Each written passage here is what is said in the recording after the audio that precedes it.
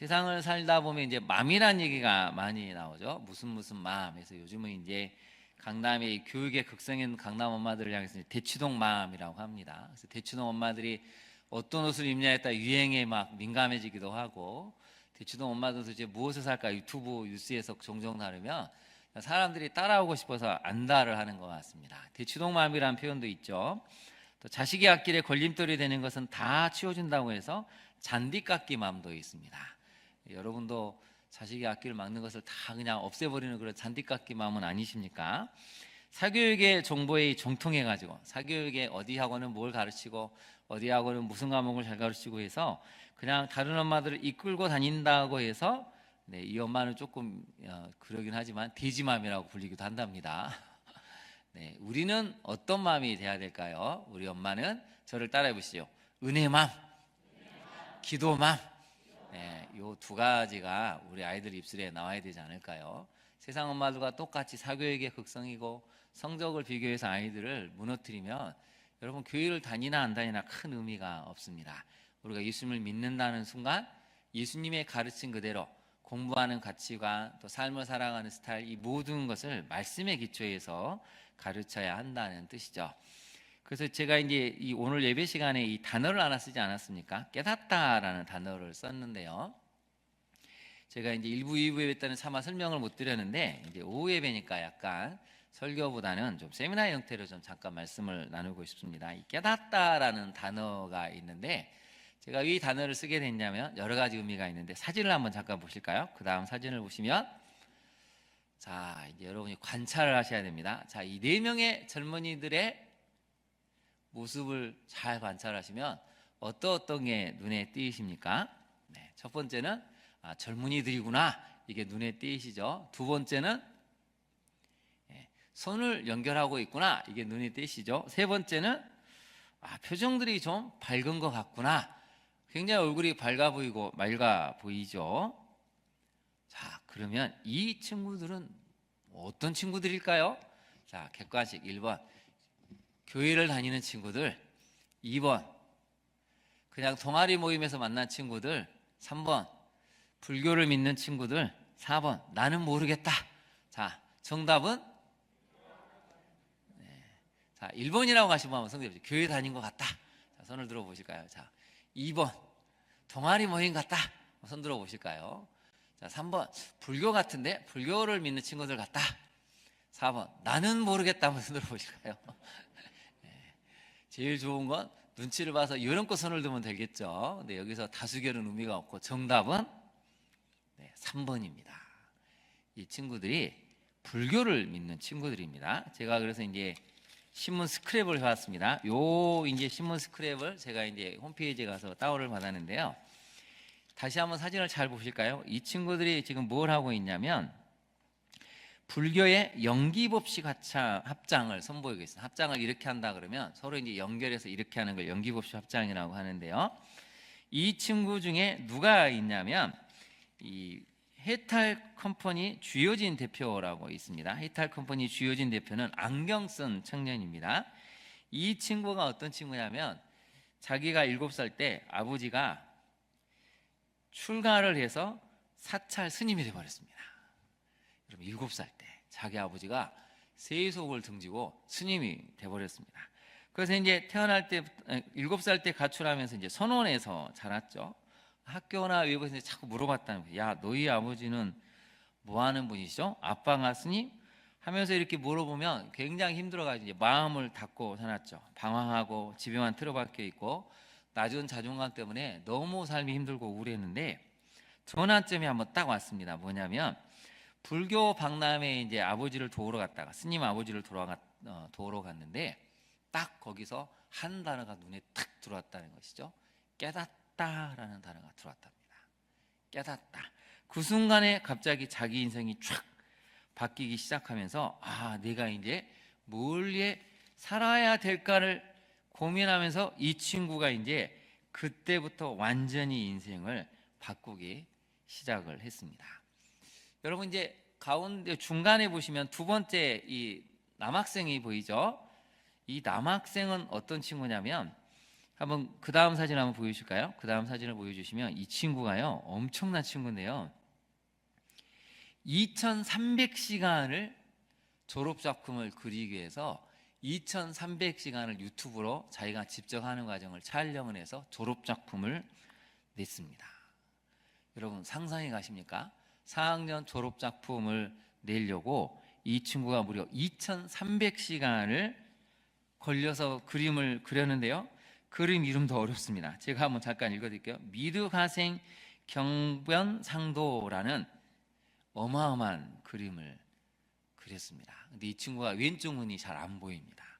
그림 그리는 사람이 왼쪽 눈이 안 보이면 이 시력이 안 좋으니까 색칠을 하거나 거리 원근감 표현이 어려운데 그걸 아무튼 불굴의 집념으로 극복을 했죠. 이 친구가 참고로 동국대학교 불교미술학과 20학번입니다.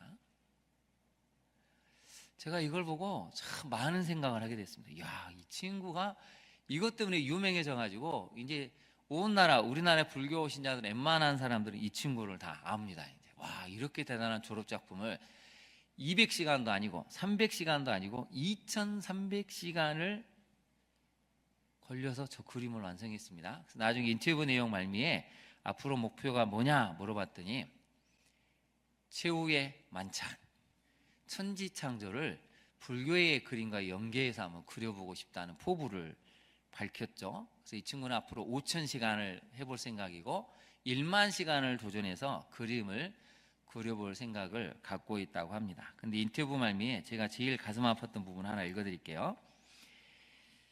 기독교인인데 불화를 보면서 이 불교 그림을 보면서 성스럽고 감동적인 생각이 들었다. 불교 미술과에 지나가고 싶다라는 상담 메시지도 많이 받았다는 것입니다. 네, 많은 크리스찬 청년들도 이 청년의 그림을 보면서 많은 감동을 받고 또 나도 불교에 기여하고 싶다는 이런 상담도 많이 했다는 것이죠. 이게 참 고민입니다, 여러분. 어떻게 해야 될까요? 그 다음 사진을 한번 마지막으로 볼까요? 그 다음 사진은 도파민 스테이션이라 그래서 이제 이게 만들어졌는데 여기에 이제 어떤 코너가 있냐면 불교를 소개하는 코너가 있습니다. 그래서 여기 가면 체험을 할 수가 있습니다.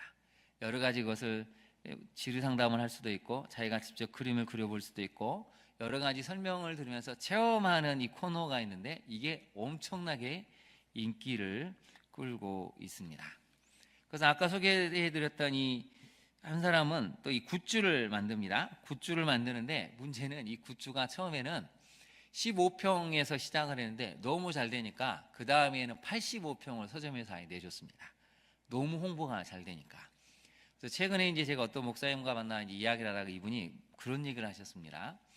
목사님 올해 대구에서 불교 박람회가 있는데 자기가 거기를 가보려고 한다고. 그래서 왜요? 그랬더니 작년부터 계속 고민이 되는 게 안 믿는 친구들이 의외로 많이 불교에 관심을 많이 갖는다는 것이죠. 이게 무슨 일일까? 왜 교회는 안 나오는데 이 청년들이 불교에 그렇게 관심이 많지? 그래서 작년에 한번 불교 박람회가 있다 해서 대구를 가보고 정말 충격을 받았답니다. 너무나 많은 청년들이 거기 와 있었다는 것이죠.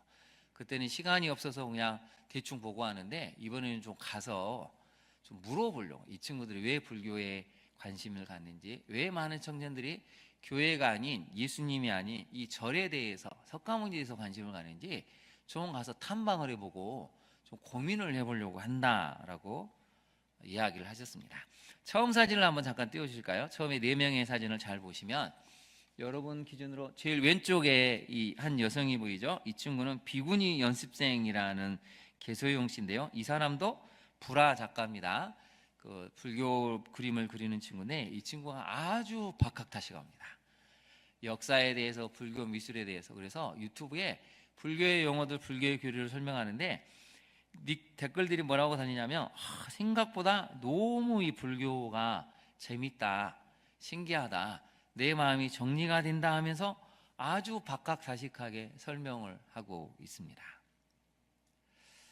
이 4명의 영향력이 여러분 지금 1만 명을 넘어서 10만 명을 넘어서 100만 명을 향해 가고 있습니다. 교회는 들려오는 소식마다 교회가 갈등이 있다, 돈의 문제, 불륜의 문제 때문에 교회가 시끄럽다니까 젊은 친구들이 마음을 닫습니다. 어디로 갈까요? 불교가 뭔가 매력적으로 보인다는 것이죠. 여러분, 이 교회가 정말 기도해야 될 때입니다. 저렇게 순수하고 맑은 청년들이 지금 자기 인생을 걸고 목숨을 걸고 불교의 이 전파자가 돼버리지 않았습니까? 우리 가까운 곳에 신천지도 있지만 거기 많은 젊은이들도 어제도 보니까 또 나오더라고요. 많이. 이 청년의 때를 말씀을 듣고 예수 그리스도를 위해 살아도 시간이 모자랄 판인데 이 많은 청년들은 왜 교회를 나오지 않는 것일까? 왜 이 많은 청년들은 교회를 떠나고 불교로 이단으로 빠지는 것일까? 참 여러분, 이 가슴 아픈 일입니다. 그러면 이제 우리는 먼저 우리에게 맡겨진 영혼들을 잘 보살펴야 되는데 그럼 우리 아이들은 어떨까? 이게 이제 고민이라는 것이죠. 그래서 여러분 한번 본문을 잠깐 가볼까요? 70절을 한번 보겠습니다. 70절을 보시면 또 그의 종 다윗을 택하시되 양의 우리에서 취하셨다고 나오죠.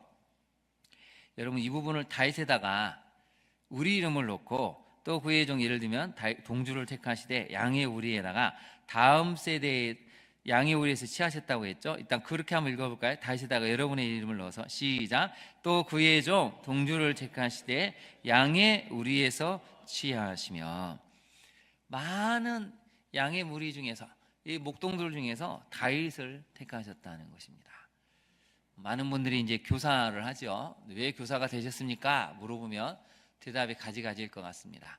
목사님이 하도 그냥 간곡히 하소연해서 교사가 된 분도 있으실 것 같고 집사님, 권사님이 아니면 장로님이 아니면 우리 교회 학교 무너져야 하니까 어쩔 수 없이 그 눈물을 외면할 수가 없어서 하신 분도 있으실 거고 내가 교사가 돼서 뭔가 한번 다음 세대를 위해 헌신해 보리라 그렇게 생각해서 교사가 되신 분들도 있을 것입니다. 우리 교사 되신 선생님들은 왜 교사가 되셨습니까? 부장님이 하도 그냥 눈물 어린 하소연을 하셔가지고 목사님의 눈이 무서워서 나 아니면 어쩔 수가 없으니까. 근데 여러분 오늘 성경을 보니까 뭐라고 얘기하죠? 하나님이 택하셨다는 것입니다. 이유와 어찌됐든 하나님이 그 과정을 통해서 우리에게 마음의 감동을 주셔서 우리로 하여금 교사가 되게 하셨다는 것이죠. 그래서 그럼 첫 번째 메시지를 한번 살펴볼까요? 같이 한번 읽어보겠습니다. 시작. 교사의 정체성은 주님의 부르심에 있음을 깨달아야 합니다. 우리 선생님들만 같이 한번 읽어볼까요? 시작.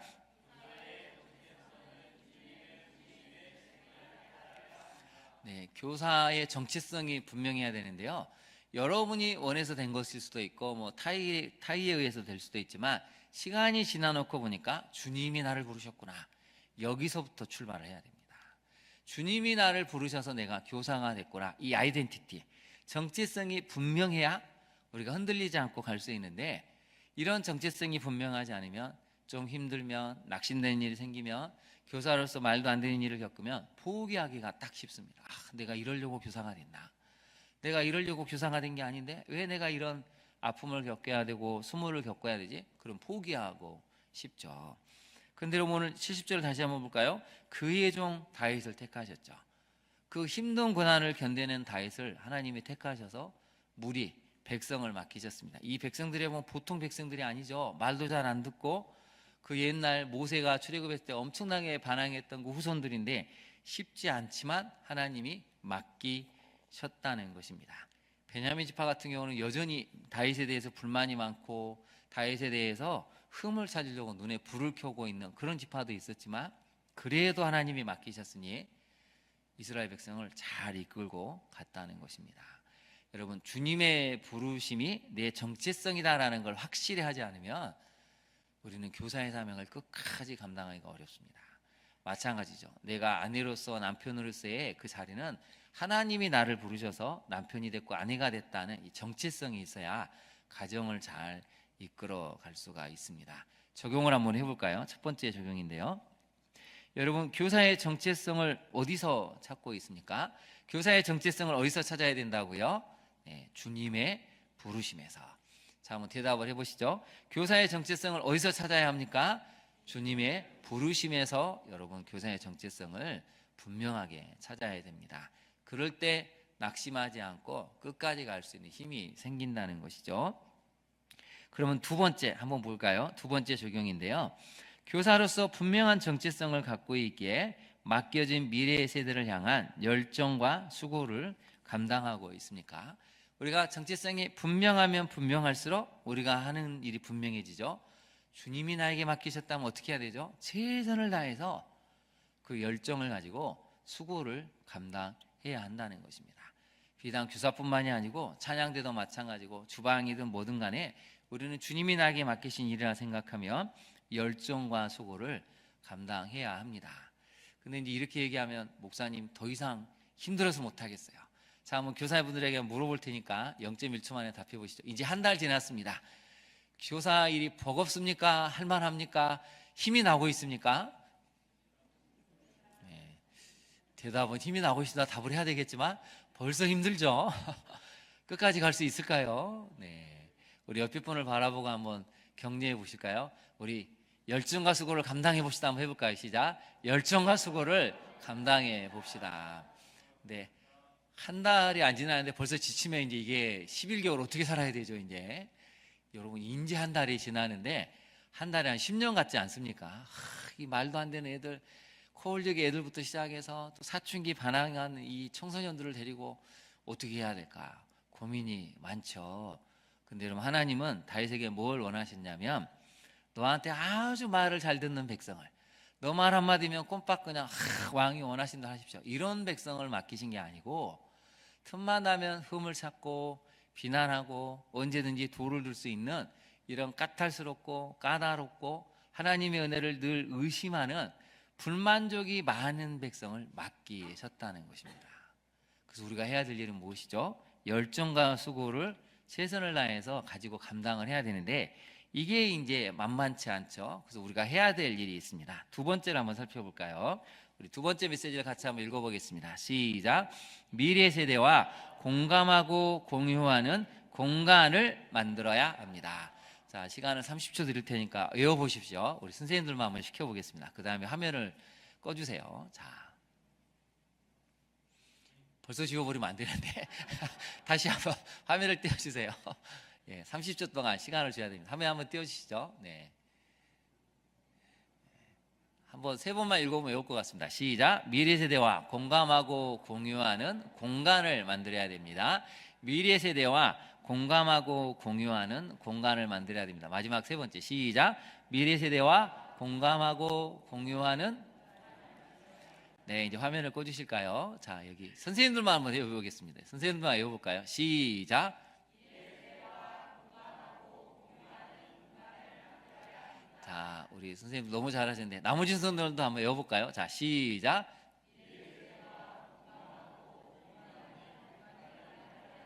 네, 다시 한번 화면을 보실까요? 이분 이 세 가지가 굉장히 중요합니다. 첫 번째는 뭘 해야 된다고요?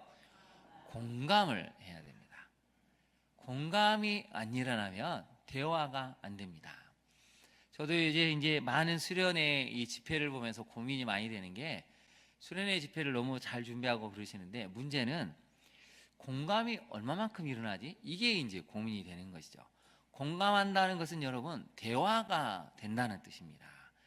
공감이 되니까 내 속 이야기를 털어놓을 수 있고 내 안의 속 감정을 이야기하면서 그래서 내가 이렇게 힘들었구나, 아파했구나, 나도 이랬어 하면서 공유하는 게 생기는 것이죠. 여러분 한 달이 지나는데 지금 아이들과 공감이 잘 이루어지고 있습니까? 대답을 하셔야 돼요.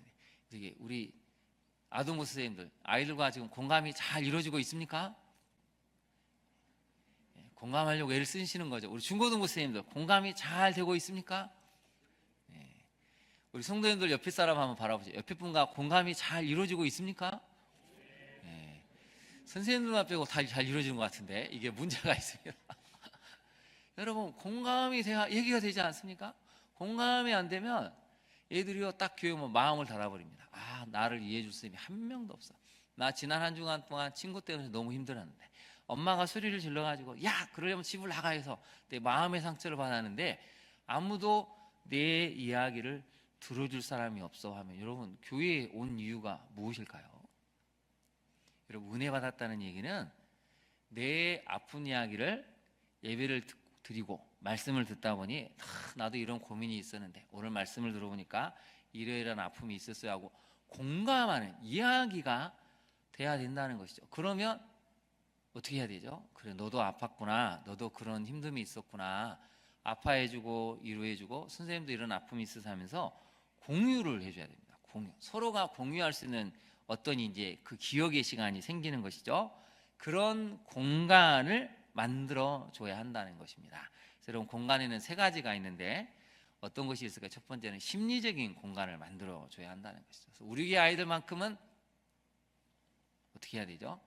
교회 와서는 괜찮다, 괜찮아, 그래, 너가 어떻게 해도 선생님은 다 이해할 수 있고 너를 어떻게든 다 용납하고 수용해 줄 수 있어, 이런 여유를 줄 수 있는 심리적인 공간이 있어야 되죠.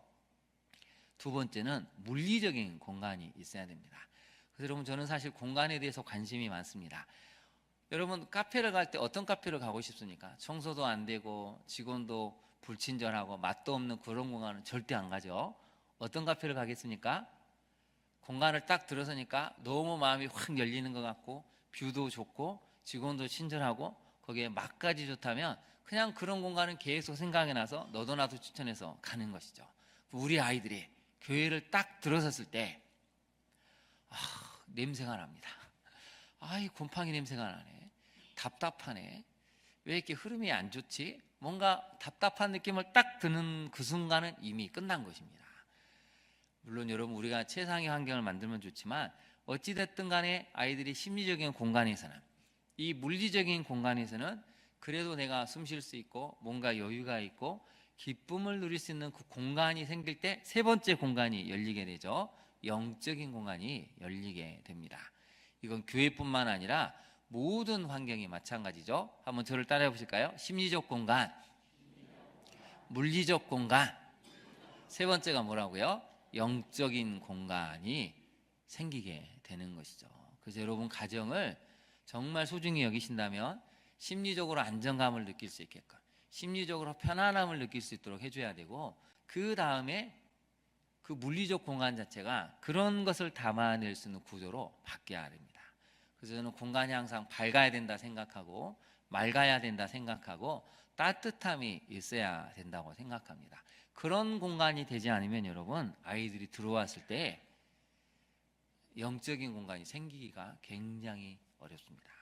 그래서 영성은 항상 밝고 맑으며 따뜻해야 됩니다. 한번 따라해 보실까요? 영성은 밝고 맑고 따뜻해야 합니다. 자, 옆에 분을 바라보실까요? 자, 옆에 분은 어떻습니까? 세 가지가 다 돼 있죠? 한번 칭찬해 보실까요? 당신은 세 가지가 갖춰졌습니다. 해볼까요? 시작. 당신은 세 가지가 갖춰져 있습니다. 뭐뭐가 갖춰져 있다고요? 밝고 맑고 따뜻한. 이게 영성이지. 여러분, 기도 많이 했어, 나 성경 읽었어, 근데 인상을 팍 똑바로 안 하죠. 예배 시간이 지금 이게 뭐야 이러면은 이게 영성이 아니죠. 물론 이제 단호하게 우리가 해야 될 때도 있지만 밝고 맑고 따뜻함이 있으면 여러분 쫙 이렇게 애들이 들어오게 됩니다. 근데 교회만 가면 찬바람이 싱싱 불고 누구한테도 말을 못한다. 애들이 교회를 왜 가고 싶을까요? 그런 공간은 저라도 애들을 안 보낼 것 같습니다. 그래서 애들이 일단 들어오면 참 따뜻해, 안정감이 있어. 교회는 정말 오기를 너무 잘했어, 나를 반겨준 선생님 때문에 너무 일주일 동안 선생님이 보고 싶었는데, 이런 공간이 돼야 드디어 애들이 영적인 공간이 딱 열리면서 말씀을 받아줄 준비가 돼 있다는 것이죠. 적용을 한번 해볼까요? 그래서 우리가 해야 될 일이 있습니다. 우리에게 맡겨진 미래 세대를 이해하고 알아가려고 노력하는지를 봐야 된다는 것이죠. 우리 아이들이 얼마만큼 외로운지 힘든지. 7살짜리 아이도 힘들다고 하는데 1학년도 얼마나 힘들겠습니까? 그러면 우리 유치부 아이들, 아동부 아이들, 중고등부 아이들, 청년들을 생각하면서 어찌됐든 이들의 아픔을 이해하고 알아가려고 노력을 해야 되죠. 두 번째를 같이 한번 읽어볼까요? 시작. 함께 공유하고 공감할 수 있는 마음과 신앙, 물리적 공간이 있습니까? 네, 여러분, 이 공간을 서로 만들어갈 때 하나님이 역사하시기가 쉽습니다. 앞으로 여러분, 우리 자녀들이 이번 주 지나면 다음 주부터 올 때마다 공간에 뭔가 변화가 있구나. 그래서 여러분, 조금 센스가 있는 분들은 조금씩 환경을 바꿉니다. 큰 틀에서는 아닌 것 같은데 꽃병 배치가 달라졌네, 꽃이 놓여져 있네, 책상 위치가 조금 달라진 것 같네, 선생님들 옷이 좀 달라진 것 같네, 뭔가를 딱 느끼면 여러분 흥미가 생기죠. 즐거움이 생기지 않을까요? 그걸 해내는 게 교사의 역량이기도 합니다. 그래서 여러분, 하나님께서 우리에게 주신 공간이 있습니다. 이 공간을 영성이 담아지는, 영성을 뿜어낼 수 있는 공간으로 만들 때 우리 아이들의 이런 영적인 공간도 열려진다는 거, 이걸 꼭 기억하시면 좋겠습니다. 세 번째로 한번 볼까요? 조금 스트레스를 받을 수 있는데 같이 한번 읽어보겠습니다. 시작. 급변하는 시대에 공부하는 교사가 미래 세대를 살릴 수 있습니다. 네. 무슨 교사가 돼야 된다고요? 우리 선생님들은 공부하고 계십니까? 공부를 해야겠죠. 제가 담임 목사라 있는 한 절대 이제 가만히 놔두지 않을 겁니다. 어찌됐든 우리 선생님들은 공부를 해야 됩니다. 25년 전에 실제로 이제 제가 캠프를 배울 때 초등학교 선생님 한 분 계셨는데, 이분이 그때 그 고민을 털어놓으셨습니다. 학교에 이제 4학년에 대해서 애들을 가르치는데 어느 날 남자아이가 탁 앞에 나오더니 아무렇지 않게 선생님이 수업을 하고 있는데 앞에 딱 나오더니 칠판에 가가지고 여러분 칠판 분필을 들더니 막 뭐라고 쓰더니 쫙 들어가는 겁니다. 어떻게 해석을 해야 되죠? 수업 시간에 아무렇지 않게 일어나서 교회를 왔다 갔다 합니다. 이 교실을 왔다 갔다 하는 것이죠. 그때 이 선생님이 잘 몰랐는데 그 아이가 ADHD였습니다. 그때만 해도 ADHD가 생소해가지고 이게 뭔지를 잘 몰랐는데 지금은 이제 너무 흔해서 성인들도 ADHD가 많다고 하죠. 여러분, 우리가 아이들을 이해하려면 적어도 ADHD는 무엇인지, 조절이 안 되는 조절장애는 무엇인지, 분노장애, 우울증, 이런 혈기, 여러 가지 충동에 대해서, 또 스마트폰 중독으로 나타나는 여러 가지 이런 것들을 공부하고 알아야 우리 다음 세대 애들을 이끌어 갈 수 있습니다. 그게 애들을 이해하고 좋게 하는 방법이죠. 여러분, 지금 우리 시대하고는 앞으로 살아갈 아이들의 세대는 너무 환경이 달라졌습니다. 우리도 끝없이 아이들에 대해서 고민하고 연구하지 않으면 이전에 우리 기준과는 너무 동떨어진 애들이 이미 생겼기 때문에 기존의 우리 교육의 방식, 우리가 생각했던 패턴으로는 우리 아이들을 이끌어가기가 정말 어렵습니다. 특별히 여러분이 스마트폰 중독으로 인해서 나타나는 폐해가 엄청나지 않습니까?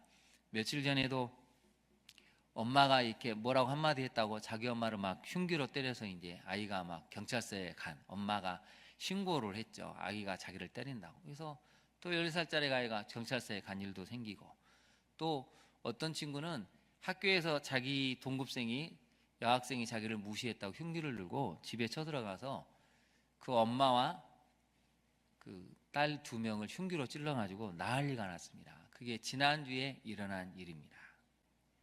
어쩌다 아이들이 지금 14살, 15살밖에 안 된 아이들이 자기를 무시했다고 세상에 여러분 칼을 들고 이런 끔찍한 일을 할 수가 있을까요? 점점 아이들이 감정의 조절을 못하는 시대에 살고 있습니다. 점점 더 아이들이 충동을 이겨내지 못하는 시대에 살고 있습니다. 우리만 잘 키우면 여러분, 우리 아이들만 잘 살 수 있을까요? 그렇지 않죠. 여러분, 앞으로 우리 아이들이 세상에 나가면요, 100명 중에 교회 다니는 애들은 한두 명에 불과합니다. 그러면 나머지 95명, 98명을 우리 자녀들이 복음을 전해야 되고 증인의 삶을 살아야 되는데, 어떻게 해야 우리 아이들이 그런 98명을 이겨내면서 갈 수 있을까요? 여러분, 이제는 우리 자녀만 잘 키운다고 해서 좋아지는 세상이 아닙니다. 우리 자녀들은 100명을 만나도 100명을 당당하게 맞서서 그들을 끌어갈 수 있는 엄청난 영적인 힘을 지금부터 훈련하지 않으면 예수 믿는 것 때문에 박해가 오면 여러분 다 포기할 수 있는 그런 상황이 이미 우리 앞에 놓여져 있다는 것이죠. 그래서 여러분, 공부하셔야 됩니다. 정말 우리 다음 세대 자녀들이 어떤 아픔이 있고 어떤 환경에 노출되어 있고 이 아이들이 이대로 크면 무슨 일이 벌어질지를 지금부터 끝없이 고민해서, 그래도 우리에게 맡겨진 아이들, 적어도 우리 교회 학교에 맡겨진 아이들만큼은 능히 세상에 나가면 100명은 상대할 수 있을 만큼의 영적인 힘을 길러주는 곳이 우리 교회 학교가 되어야 한다는 것이죠. 그래서 유대인 랍비들이 큰 소리를 치지 않습니까? 당신의 자녀들을 20살 때까지만 나에게 맡겨주라. 그러면 당신의 아이를 세계 최고의 전문가로 길러주겠다. 여러분, 교회가 이렇게 큰 소리를 쳐야 되는 거 아닙니까? 당신의 아이를 어릴 때부터, 영유아 때부터 우리 교회를 보내십시오. 20살이 될 때쯤에는 우리 광양중앙교회가 어떻게 책임을 지고 어떤 아이로 키워주는지 보여주겠습니다. 이걸 교회학교가 해내야 됩니다. 이걸 못 해내면 여러분, 우리는 하나님 앞에 직무유기입니다. 직무유기. 아니, 유치부 때부터 맡겼잖아요. 아동부 때 맡겼잖아요. 중고등부 때 맡겼잖아요. 그럼 애들이 어떤 애들이 돼야 되죠? 하나님이 기뻐하시는 뭔가 그리스도의 군사로 나와야 되는데 어찌된 일인지 유치부 때부터 15년, 20년을 다니는데 똑같다. 그러면 이게 교회의 책임이죠. 그래서 여러분 기도해야 됩니다.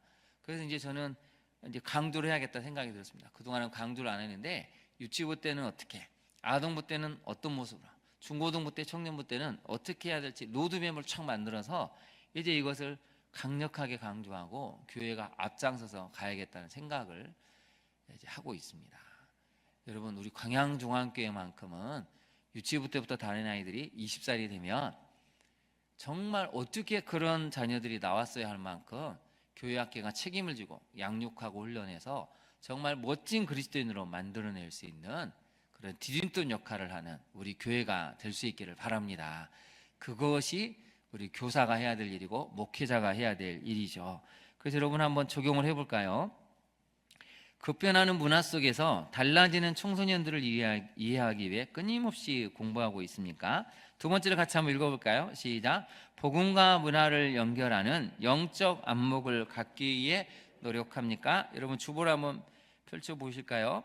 교회 교육의 방향성이 나와 있는데, 여러분 이 교회 교육의 방향성은 기독교 교육, 수십 년, 수백 년 가까이 기독교 교육의 정리가 된 게 딱 요 문장입니다. 여러분, 유명한 기독교 교육학자들이 정리를 해놓은 게 딱 요 네 단락으로 구성이 되어 있는데, 같이 한번 읽어볼까요? 시작. 말씀의 신앙화, 신앙의 생활화, 생활의 문화화, 문화의 역사화.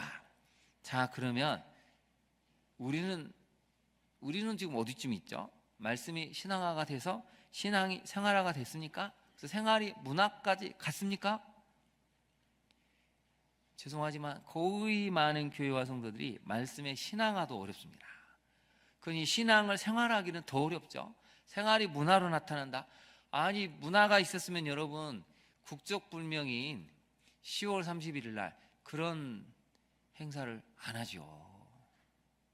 국적불명의 행사를 쫓아다니는 그런 일을 우리가 하지는 않는데, 말씀이 문화까지 못 가니까, 역사까지 못 만드니까 역사도 우리가 감당을 못 해내죠. 여러분, 기독교 교육의 방향성은 분명합니다. 일단 1단계는 말씀을 신앙화시켜라. 신앙화가 되면 신앙으로 생활화까지 가고, 생활화가 되면 문화로 가고, 문화가 역사가 될 수 있도록. 그래서 아까 여러분 불교 크리에이티들 4명을 보지 않았습니까? 이 친구들은 이미 여기까지 가버린 것이죠. 자기의 삶이 되고 문화까지 만들어버렸습니다. 더 나아가면 역사까지도 만들 수 있는 친구들이 등장을 했죠. 우리 크리스찬 청년들이 얼마나 많습니까? 청소년들 얼마나 많습니까? 우리도 그런 문화의 크리에이티브를 만들어서 복음이 얼마나 값진 것인지, 복음 때문에 내가 얼마나 변화가 되는지, 미술 분야에서, 학문 분야에서, 여러 가지 영역에서 우리 아이들이 보여줘야 됩니다. 그 역할을 감당할 수 있도록 우리가 이제 그 책임을 지고 가야 한다는 것이죠. 그래서 여러분, 선생님들이 결코 쉬운 자리가 아닙니다. 제가 이제 이렇게 설교하면 늘 고민은, 내가 괜히 교사를 했나 보다, 내년에는 교사를 하면 안 되겠다, 이런 생각을 하시면 안 되고, 그렇기 때문에 교사를 더 열심히 하셔야 됩니다. 그럴 때 우리 다음 세대가 살아날 수가 있습니다. 여러분, 우리 최전방에서 열심히 일하시는 우리 선생님들 위해서 여러분 계속 기도해 주시고, 이 선생님들 때문에 우리 교회학교가 살아나고, 다시 한번 우리 광양중앙교회에서 자란 아이들만큼은 정말 세상을 능히 바뀔 수 있는 놀라운 청년들로 컸다라는 주변의 칭찬을 들을 수 있는 그런 양육과 훈련을 감당하는 우리 교회학교가 되기를 간절히 소망합니다.